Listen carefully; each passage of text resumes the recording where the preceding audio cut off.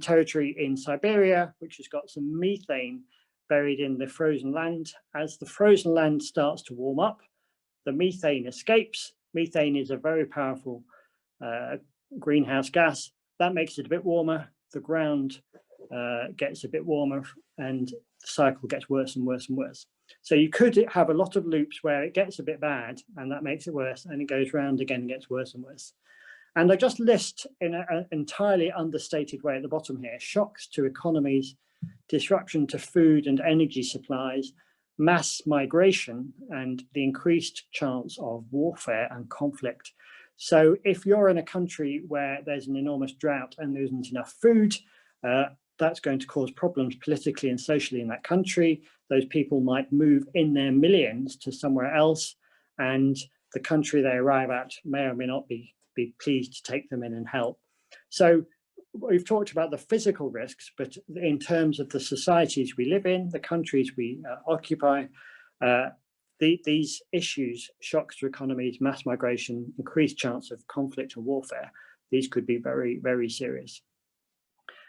Next slide, please. So that is the end of the introduction and science. Let me just stop there for a second and ask, is there anyone who wants to ask a question so far?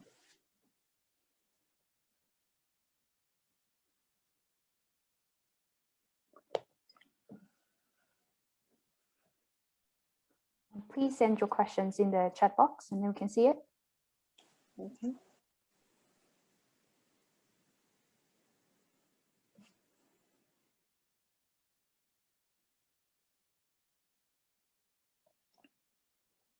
Okay, so I don't see any questions. I'm happy if you think of a question about that, put it in the chat box and I'll pick it up later. So next slide, please. So, and the next slide, a little bit about what the PRA and the Bank of England have been doing. So we think that the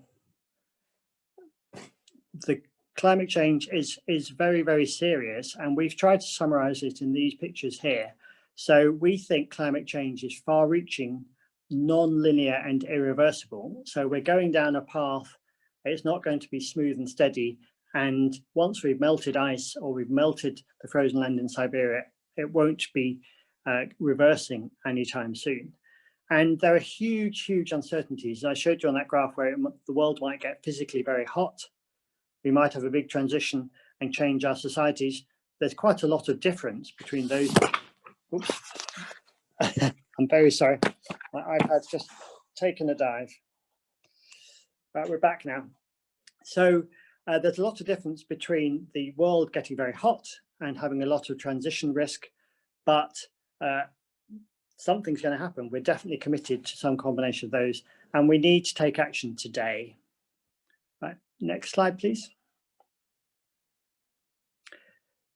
So the PRA and the Bank of England, we have issued what we call a supervisory statement, SS 319, and this is a letter really from us, a formal statement from the regulator to banks and insurers, requiring two things. We required each of those organisations to nominate a senior manager, a person within that organisation who would be responsible for responding to the financial risks from climate change. And we set out a lot of expectations for what we wanted banks and insurance companies to do in the areas of governance, how they run themselves, risk management, how they consider the financial risks from climate change, scenario analysis, how they compare different possible futures, how they ask what if the world gets very hot, how they ask what if we have a lot of transitions, and disclosure, what are they saying to the markets. Right, next slide, please. And in the middle of last year, July 2020, we issued a follow-up letter, a Dear Chief Executive Officer letter that said, even during the COVID pandemic, which is a terrible, terrible thing, causing all kinds of difficulties and problems, even during the pandemic, we are expecting insurers and banks to keep working on climate change. And by the end of this year, by the end of 2021, we want those firms to be meeting the expectations we have set out. Okay, thank you. Next slide, please. So that's it for regulators. The upshot of that is the There's all kinds of things happening internationally in a similar way. But in the UK, we are pressing banks and insurers, which are the firms that we regulate for prudential matters, to take action on climate change. Now, a couple of things appeared in the chat box. Let's have a look.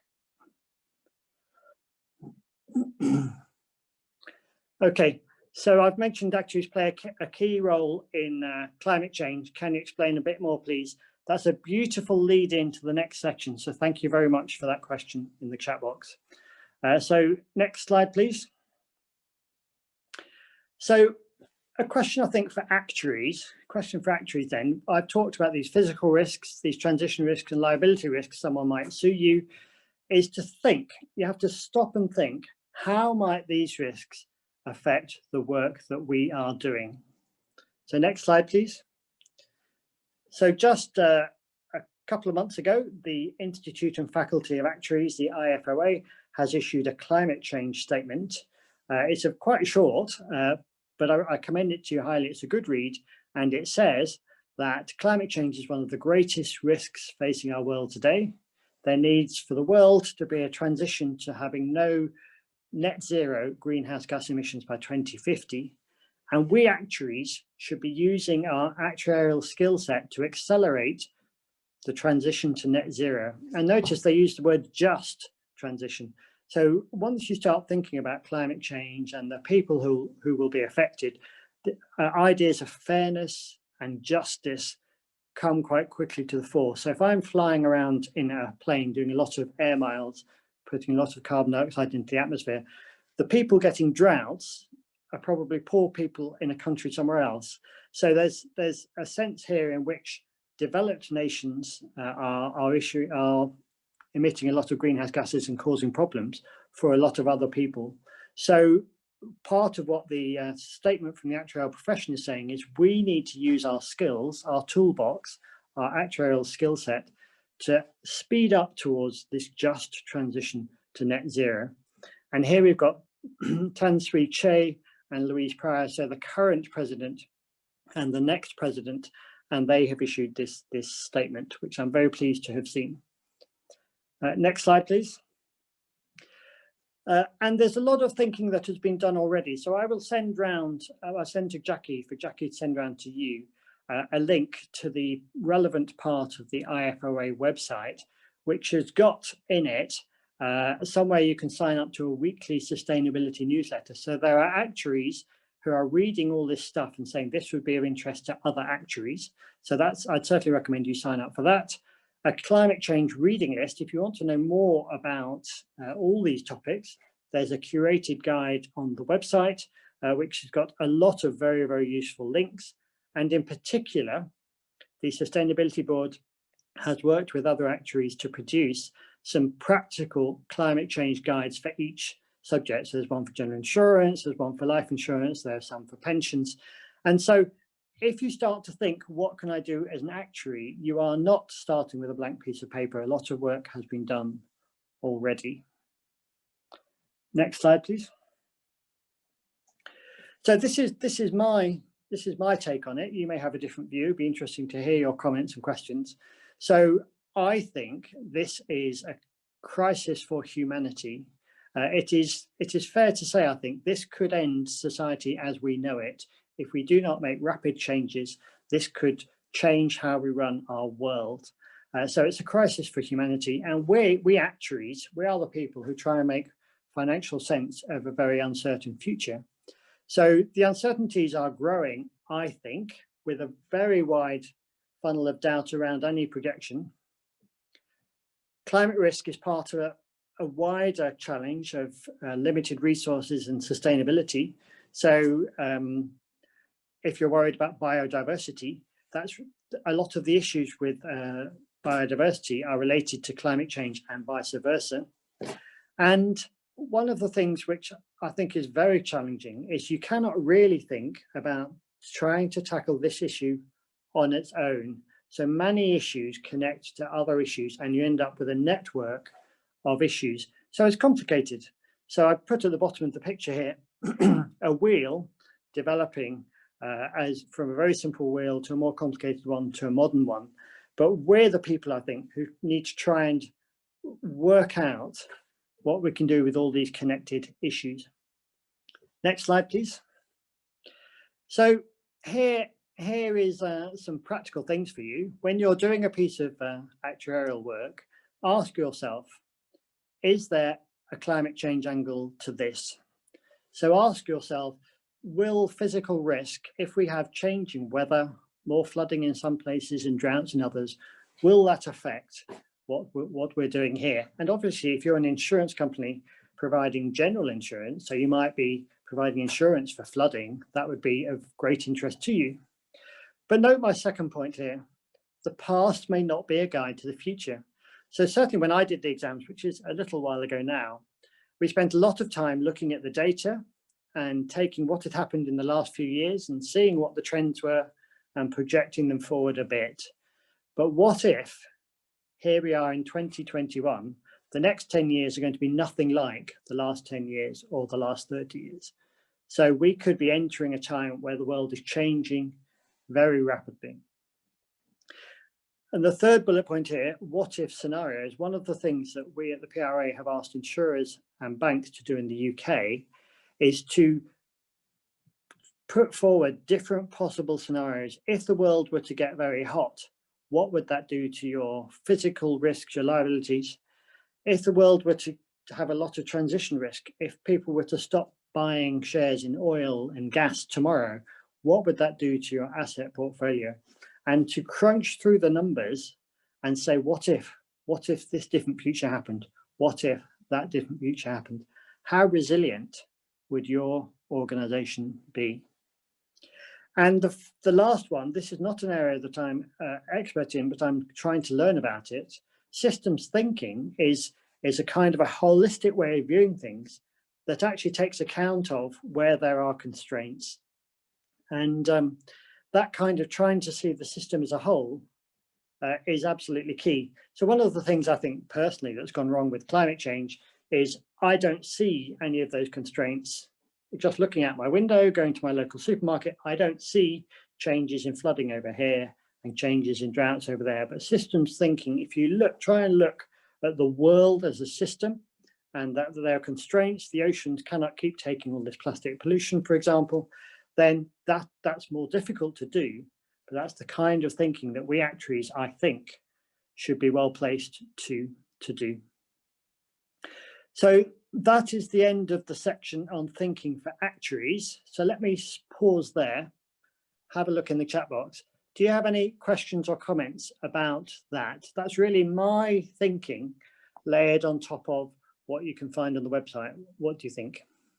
Thanks, Patrick. I think there are questions from several people. The next question is from Ning. It says, based on the net carbon emission chart, does this mean the carbon neutral 2050 target set by UK and 2060 target set by China is almost unachievable?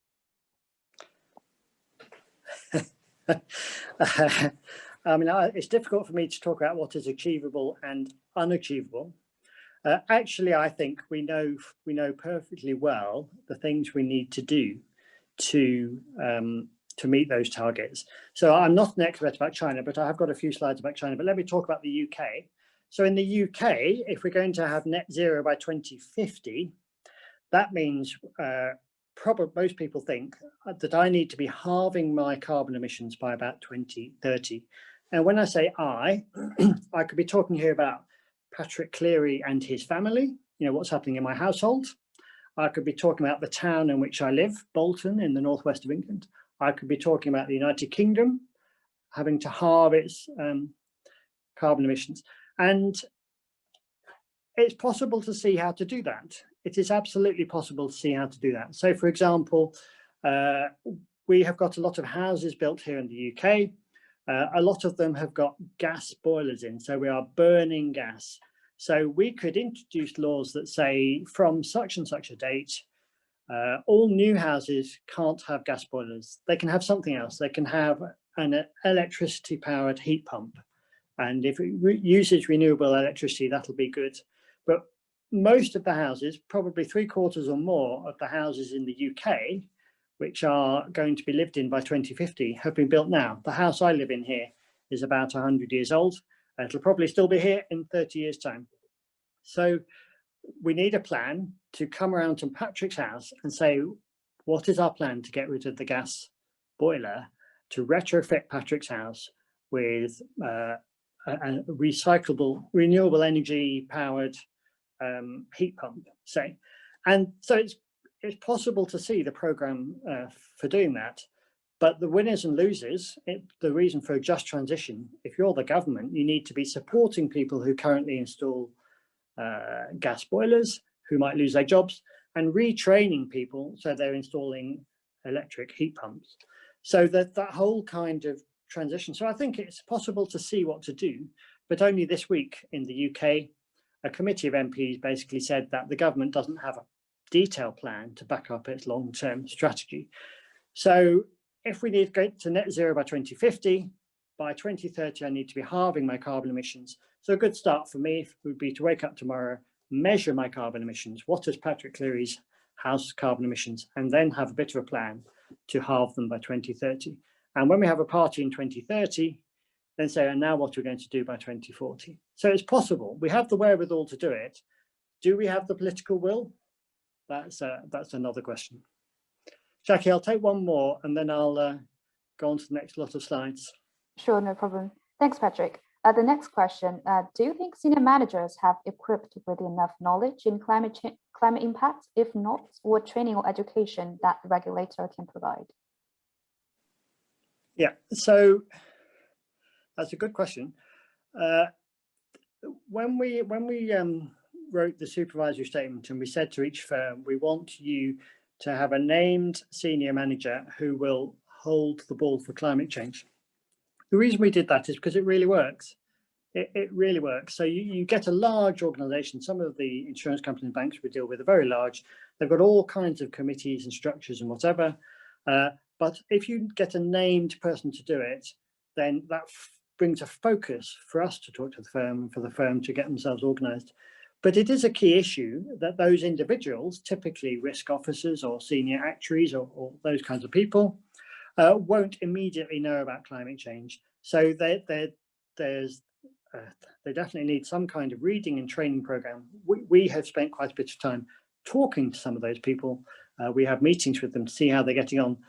So that's a small part of their learning about it, but clearly they do need to do more. But there are plenty of consultancies and experts out there willing to help. Right, Jackie, I'll move on to the next slide. I'll come back to the questions at the end. No problem. Thank you. Now, it is with a great deal of humility that I put in a couple of slides about China. So I've never been to China, I'm sorry. I look forward to going there one day, but let's see what I put in about China. So the next slide, please. So you may know this much better than I do, but China is the world's largest emitter of carbon dioxide, and China and the US between them emit about 40% of the world's greenhouse gases. But as you know, China is a much poorer country than the US, a lot more people, but poorer. So the emissions per person are far higher in the United States of America. So the lifestyle they have in America with air conditioning and a lot of driving and flying, it emits a lot of carbon emissions per person, much more than China. But between them, China and America clearly have got a large part of the work to do for the world in reducing emissions. So China currently uses a lot of coal, makes a lot of cement. When I looked at a map of China to prepare this talk, there's all kinds of cities in China I've never heard of. So many cities, so much building, so much coal being burnt for power, so much cement being used. But it's a complex picture. So negative effect on water resources. So there's less water in North China, but more water in southern China. So the east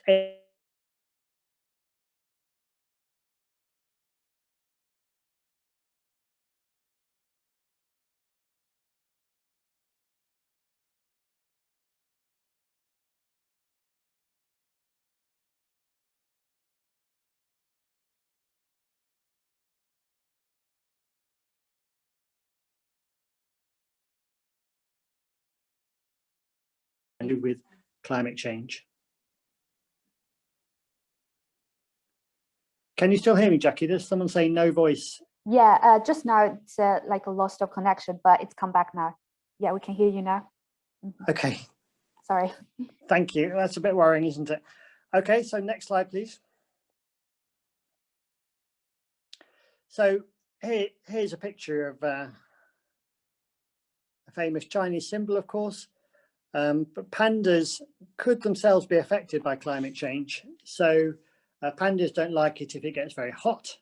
And if the areas where the pandas live were to get very hot, that could cause serious problems for the panda populations. So that would be a kind of a symbol of the difficulties, the biodiversity challenges that climate change is bringing. Next slide, please. So these two here, we've got Xi Jinping and Joe Biden. These two are absolutely key, in my view, to what happens to the world in the next 10 years. So we need both China and the United States to take serious and strong leadership on climate issues. China is committed to its carbon neutrality by 2060. Most observers that I've seen talk about this say that to do that, China would need to have peak greenhouse gas emissions by about 2030. And key to that is what is its strategy for burning coal and doing something else. And the reports today in the Financial Times were, it's a bit vague. So similar to the UK, there's a long-term target, but the short-term steps to get there look a bit weak. All right, that's all I've got on China. Thank you. So, Jackie, shall we go back to the chat box and see what's happening? Yeah, sure. We have several more questions. I'll just ask them in order then. From actuarial perspective, what would be the business lines apart from property affected having more weird weather, and what kind of data we can or should start collecting to monitor the risk? Yeah, so I mean that's a good question, but it's not one I can really answer. So I work in regulating life insurers. So general insurers would just need to look at the various lines of business that they have and say, could this be affected by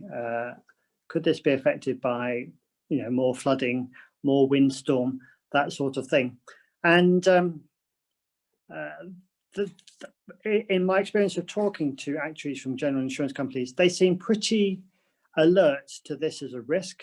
They're quite used to measuring those kinds of risk factors, and they're adapting their models for how the future could be different from the past. But I'll give you one example. One of the things, one of the general insurers said to me, we deal with flooding risk, and we know where the seas are, we know where the coastline of Britain is, we know where the rivers are, so we know where rivers can rise up and flood.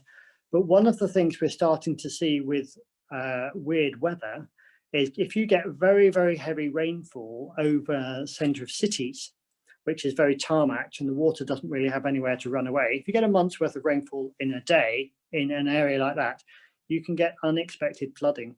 So he said they were having to re-look at where they had properties insured and could there be groups of them affected by unseen up till now flooding in areas that aren't next to rivers or next to the coastline. Okay, next Great. question. Thank you. Next question. Could you please talk a little bit about the climate stress test aspect? One was carried out as part of a wider exercise in 2019, and the 2021 BES is due in June. And this person is interested in hearing how this assists the risk management aspect. Yeah, so the Bank of England is doing a climate stress test. BES is its biennial exploratory scenario. And they've been done on a number of areas in the past, but this one is about climate.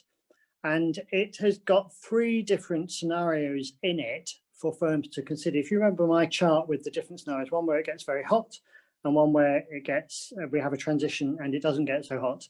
So the BES has got 3 scenarios, one of which is the world just gets very hot, similar to my graph where it goes up and up and up. And then they've got 2 transition scenarios. One is we start transitioning now in a very sensible and ordered and measured way. And one is we don't transition now, we carry on as we are, business as usual for a bit, and then we go, we need to transition, and there's a rapid and urgent and frantic transition later. So those scenarios are being specified to large insurers and large banks here in the UK, and but it's being done at quite a granular level. So we are asking, for example, firms to consider the counterparties they deal with and how they will be affected, how those relationships with those counterparties might be affected, and to consider the transition risk on assets in quite a granular way. So what firms will find this very difficult to do, it's a difficult and quite complicated exercise, but we're pretty sure that they and us will get some insights from doing it. And the point of doing a number of insurers and banks together is we can try and see what the effect is on the system as a whole, try and get some view of how the UK banks and UK insurers might be affected. So it's a key piece of work. It's a big kind of what if the future goes like this, and we're grateful for the firms that are doing it. It will be a lot of work, but it will be very interesting for them and for us. Okay, next question, Jackie. Yeah, next question. How do you as regulator balance the compliance cost and competitiveness of UK companies versus foreign companies that are under less stringent regulations? How do you align these regulations and enforce them globally? Yeah, so that is an interesting question. It's kind of outside my job to really consider international comparisons and competitiveness, but it is a key issue. One of the things in thinking about climate change is that if we're imposing things in the UK, but other countries not imposing it on their insurers and banks, maybe we are being kind of, it might appear we're being anti-competitive.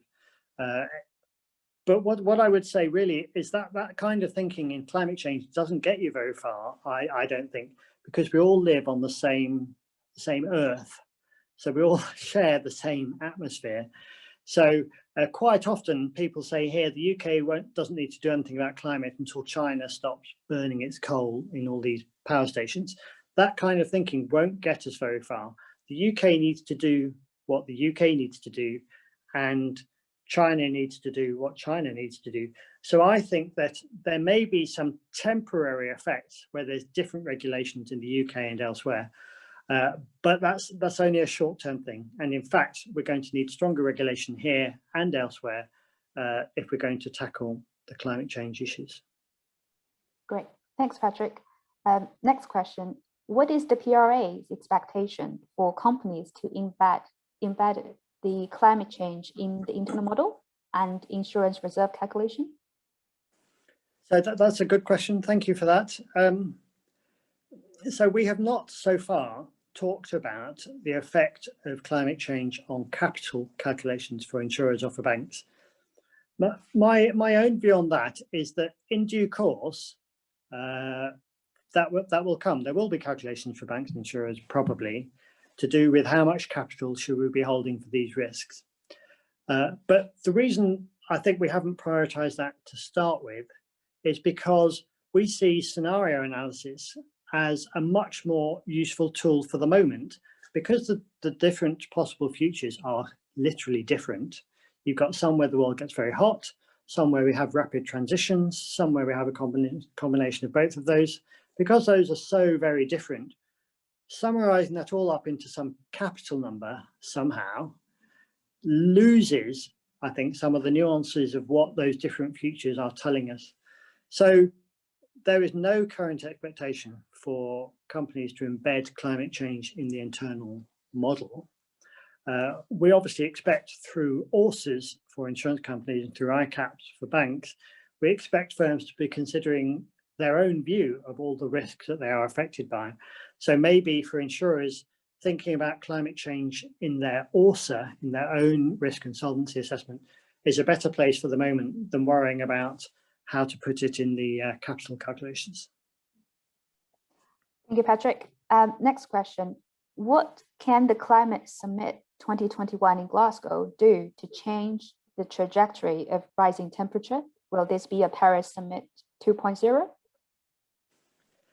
Yeah, so that's also an interesting question.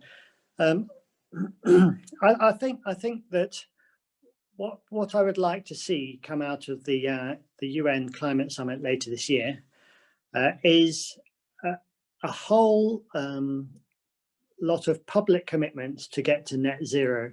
So for most developed countries, the UK and most of the European countries, for example, net zero by 2050 is a perfectly, I mean, it's challenging, but it's a perfectly reasonable target we could be aiming for. So I think what I would like is for those countries coming to that summit to publicly commit to net zero by 2050 or something like that. And then, and this is where the UK so far is not quite doing enough in my view, and then start nailing it down. If we commit to net zero by 2050, what does that mean by 2030? And what do we need to do in our countries and in our organizations in the next 5 years and 10 years? And I believe that these kind of changes are made up of a lot of little changes. So I read in the news today, Boris Johnson, the UK Prime Minister, is thinking of reducing air tax on some internal flights within the UK. And from a climate change point of view, reducing taxes on flying just doesn't make any sense. Now, it may make good sense politically in the UK community to connect regions better, but from a climate change point of view, that act of reducing taxes on flying, even if it's one little bit over here, doesn't seem to me coherent with a very ambitious target for Glasgow later in the year. Similarly, near here in the northwest of England, there's a new coal mine being planned, and it's in an area where there's not a lot of employment, so it's quite popular with some people locally because it will provide employment. But a number of people are saying to the government, why would you allow a new coal mine here in the UK when that is not in line with our net zero 2050 ambitions? So I'm hoping that we will see some really public commitments to net zero statements. Our country, we promise to aim for net zero carbon emissions by 2050 and follow that up with some quite detailed plans for how to do that. Great, thanks, Patrick. We have 8 minutes left till the end of the session, and we have 2 more questions. Would you like to keep answering those questions? Yeah, let's do that. Great. Sure. Next question. There is a new sustainable finance disclosure regulation issued by the EC requiring all financial market participants to disclose ESG issues. Is there something similar in the UK, given we are not in the EU now? Is there any detailed timetable for this? Yeah, so one of the things that that is important in disclosure space is that the TCFD, so Task Force for Climate-Related Financial Disclosure, has got a set of ways in which firms can disclose, and the UK government has said they'd like this to be mandatory by 2025, and for some firms it will be mandatory before that. So one of the things that we think is absolutely key, although our supervisory statement was a bit weak on this, but is we would like there to be more disclosure. So if you are an insurer or a bank in the UK and you're investing in some other companies, you want to know what you're doing against climate change risks, and you want to know what the firm you are investing is doing too. So you need to be disclosing what you're doing, and you want to read their disclosure to see what they're up to. So disclosure is going to happen in the UK. A number of people would like it to happen sooner, but it's for sure it is coming. Great. Thanks, Patrick. Next question, the last one. One of the challenges for actuaries to work on climate change will be the data availability. Can you please share some directions? Yeah, so thank you for that. This is not my area of expertise, but for sure, data is going to be a key issue. So one of the things I think firms will find when they try and do our biennial exploratory scenario on climate is that they just do not know, they're not quite sure what some of these assets are, and they're not sure how some of these assets will be affected by climate change. So data for sure will be a difficulty. But the view we've taken at the PRA is that we need insurers, banks, and asset owners to be trying to do these exercises to realize what data they haven't got that they need, and then begin to start agitating for that to be made available somehow. So it definitely is an issue, but I think it's through trying to do these scenarios and through generating risk metrics, firms will realize what data they need, and then industry can come together to make that data available. The other thing I would say is, remember a point I made earlier, that the past may not be a guide to the future. So we definitely need data, but part of what we need to be doing here and looking to the future is to get our crystal ball out and imagine what it's going to be like. So whatever flooding data I'm looking at, whatever flooding data I've been able to collect, on top of that, have some kind of expert discussion about what if the future is very, very different. Thank you, Patrick. Right. Shall we keep moving on the slides, because we have like the summary and the Q&A session? Okay, there's nothing on the slides really left. Okay. So I'm happy to take this final question. Okay, if there's any final question, please feel free to ask. Yep. Yes, I got a question. Past may not represent future. How many years down the line do you think the misrepresentation will become material, say for the property insurance?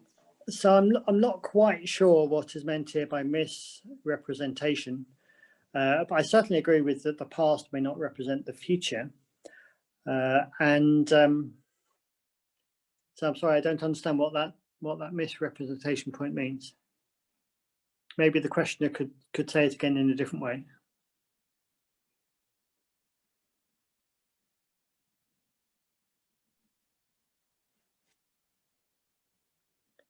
Oh, yeah. Okay. So maybe misestimation. So one of the things that a number of general insurance actuaries have said to me is that for general insurance companies, at least in the UK, it's often the case that insurance contracts are just for the next year. So if you get it wrong, you're not committed to the current premium levels, for example, for very, very long. But clearly that isn't a strategy. If you're a general insurance firm and you are wanting to have a cutting, thrusting future for 10, 20, 30 years, you need to be making a serious attempt to understand the long-term future trends. So just the fact that you're a short-term business and you renew your business every year or two won't save you from the need to do all this work.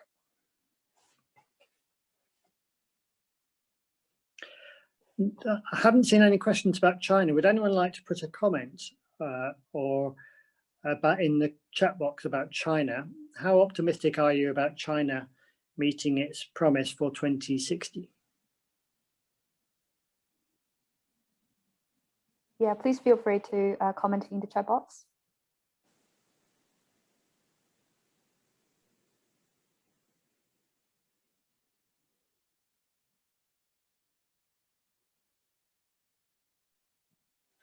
Is that not so great? Yeah, so I've just read a book called Donut Economics, which is about, one of the things it was talking about was the obsession with economic growth. And this is true in China as well as in the UK and other places. If you are just focused on economic growth, that is not going to be good for the environment, for biodiversity and for climate. So what if economic growth is your #1 priority, then that is unlikely to tie in with the climate goals we are looking for. Technological breakthrough is required. I agree with that, but actually we have a lot of technology available now. So we are going to invent some better technology, I'm sure, but we have plenty of technology now to crack on with this if we want. And where there's a will, there's a way. I would agree. I would also agree with that. So I said throughout this talk, I think this is an important, climate change is an important issue for the world. And for actuaries, we're the kind of masters of trying to make financial sense of the future. And the future out there is complex. It's not clear what it's going to be. There's lots of different possible paths. And we surely, as actuaries with our toolbox, have got a key part to play in trying to sort this out for ourselves and for our children and for our children's children. And I agree, where there's a will, there's a way. If we commit to doing this, I think we would have a great chance of doing it. But we need to commit. We need countries, we need towns, we need families to commit to the carbon targets, and then we'll work out how to do it.